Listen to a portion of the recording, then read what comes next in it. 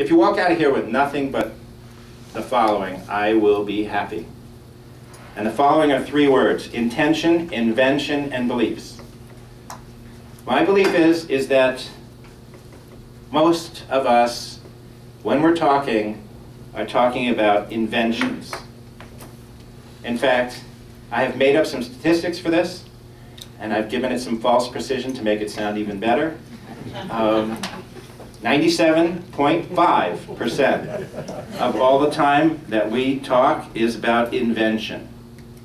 2% of the time is about beliefs, and 0.5%, 1 out of 200, is about intention. And yet, as what I'm going to say is, intention is the most powerful part of this equation. So you have these sort of 3 elements in your abilities. You clearly have the ability to invent, so I invent. You also have I believe, which you'd say much less than you should say. In fact, sometimes instead of saying I believe, what you do is you make a declarative statement. I was working with a CEO of a large company the other day and suggesting something that might happen at an offsite. He said, that'll never work. That'll never work with the team. And I said, can you just say that again? Just add the words I believe in front of it and just say it again. And he was like, okay. I believe that would be very difficult to do with the team. Hello? Isn't that a pretty big difference between that will never work to that would be difficult? I believe it would be difficult too, right? But just getting people to say I believe, just getting you to say I believe, just that. That's all you do from today, even with your wife or your husband. It will be useful. I believe it will be useful. See, we're really trained to make these declarative statements. And a lot of the rest of this is going to teach you about I intend. So, but I want to do an exercise. I call it a cyclotron exercise. And it sort of goes around a room. This is the Large Hadron Collider, in case any of you are going to go visit it. 28 miles, gets things going as fast as possible and then bangs them into each other. I mean, the best kid's toy ever, except you can't see the stuff that's moving. Well, I guess you can with all those instruments. All right, so here's the exercise. So I need some volunteers. You've got to have a startup. You have to have a startup that you're actively working on right now, and ideally early stage. The less you know, the better. The less you know, the more I like you. All right, so you got one. Who else? You got a 1. I need 5 people. 1, 2. All right, 3. All right, I need 2 more. 4. It's going to be an all-female group. Okay, I need another woman. All right, you be the guy, the one guy. Richard. Okay, all of you stand up. All right. Okay, we're going to do the cyclotron exercise. All right, you have 30 seconds. Give me your third. Oh, do we have a microphone we can give them? All right, will you do it? Yep. All right. I can do it. Where are we starting first? So start there. All right. Wait, hold on. I'm getting my watch off. Okay. You have 30 seconds. Go. Box Out prepares students for 21st century success in the 21st century. Okay. Go ahead. All right, that's okay. That's fine. That was shorter than 30 seconds. Fine. Go ahead. Great. Gourmet Divas specialize in food and fun. Red Start Systems makes speech recognition technology that works for people.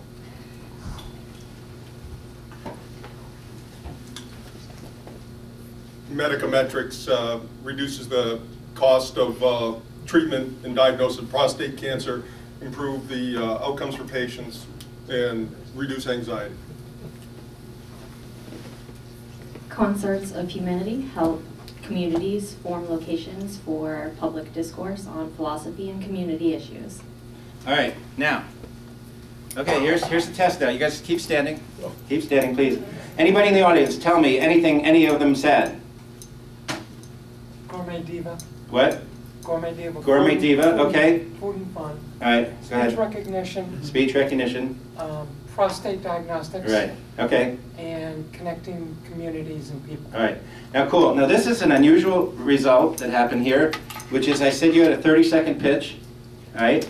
And you all did it in like 10 seconds, and you gave short things that people could remember, all right? So you ruined my example. Completely ruined it. And I'm debating whether it may be that I can count on guys to get up and talk too long, but maybe not. I think there's another factor, maybe, and I don't know, but think about the time that you're here. These people are passionate about what they're doing. They're not at a, it's not an evening meeting. I don't know if that. I don't know. I've done this a lot of times. Yeah. This never happened. So, because usually what people do is they talk about the invention. In a lot of ways, that you guys actually did was you talked at some level about intention and beliefs, which made it understandable. So usually what I do is you talk about invention, and nobody understands what the heck you said, and then I make you do it shorter, and then you talk about things that are more human and simple, and then people get it. So you guys, like, I don't know, maybe somebody saw my talk last night. All right, but so I'm going to skip ahead to those same people. I'm going to skip ahead to the second piece of this exercise, which is to ask you to say anything. Start with I believe. Just give a statement that says I believe, and then whatever. And it can be about anything, it doesn't matter. Okay. I believe students in the United States are not prepared to compete. Now, can you switch it to a positive of something that you believe? So it has to be a positive? You have to put it in the positive. Same issue, but okay. So put it in the positive. I believe students are capable of being prepared to be competitive. To what? To be competitive. Okay, there you go. All right, so that's a positive statement, yeah. I believe I can change my environment through food. Say it again, I just couldn't hear you. Yeah, I have bad hearing. Okay. I believe I can change my community through food. Okay. I believe we can make people more productive by paying a lot more attention to usability and accessibility. Oh, wait. Before you do that, you've got to take out the big words of usability and accessibility. I want you to say it like a first grader might understand it. So say, I believe.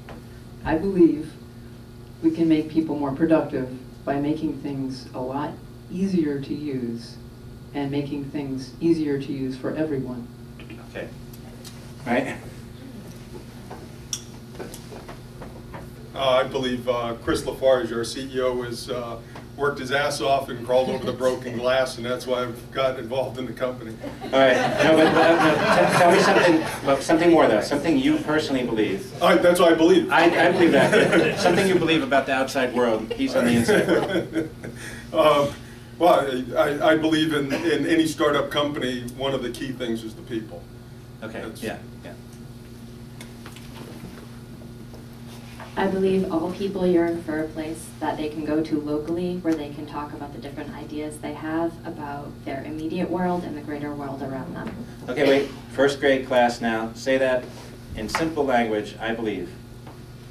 I believe everybody wants a place they can go and talk about things that matter to them when they want to talk about them. There you go. Thank you. Do you see the power of simplifying language? We are taught to use bigger and bigger vocabulary. And the bigger and bigger vocabulary makes us less and less able to be coherently, what's a word for understood that you wouldn't understand? Coherently, help us be understood, right?